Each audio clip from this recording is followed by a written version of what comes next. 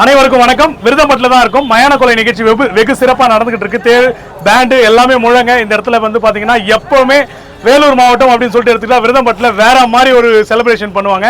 அண்ணன் வந்திருக்காரு, சந்திரகுமார் அண்ணா. அண்ணா வணக்கம். நான் இந்த மயான கொலை எப்படி இருக்கும் மக்களுக்கு அப்படின்றது ஒரு 2-3 வார்த்தைகள்லாம். கிட்டத்தட்ட 155வது ஆண்டு மயான கொலை திருவிழா. இந்த மயான கொலை திருவிழான்றது வந்து பண்டித அயோத்திதாச பண்டிதர் மிக தெளிவா சொல்லுவாரு. ஞான மரபினர் கொண்டாடும் பண்பாட்டு கலாச்சார திருவிழா.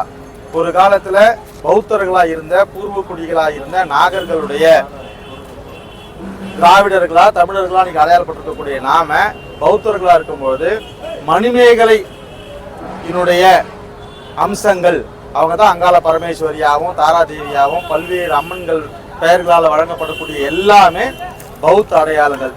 இன்றளவிலும் பட்டியலின மக்கள் பௌத்த அடையாளங்களோடு வாழ்ந்து கொண்டிருப்பதற்கு இந்த மாதிரியான திருவிழாக்கள் மிகப்பெரிய ஒரு சான்றாக அமைந்திருக்கிறது. ஆனால் உங்களுடைய வாழ்த்துக்களை, மயான கொலை திருநாள் நல்வாழ்த்துக்களை எல்லா மக்களுக்கும்.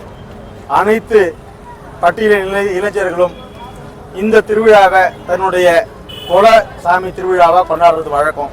ஆனா இருந்த போதிலும் மூட பழக்க வழக்கங்களுக்கு ஆட்படாம புரட்சியாளர் அம்பேத்கரையும் தந்தை பெரியாரையும் உள்வாங்கி எதிர்காலத்துல கல்வியிலும் பொருளாதாரத்திலும் முன்னேற்றம் அடைவதற்குண்டான தன்னம்பிக்கையை வளர்த்துக் கொள்ளுமாறு இம்மாதிரியான திருவிழாக்களின் மூலமாக இளைஞர்களுக்கு நாங்கள் வாழ்த்துக்களோடு அறிவிக்க கடமைப்பட்டிருக்கிறோம்.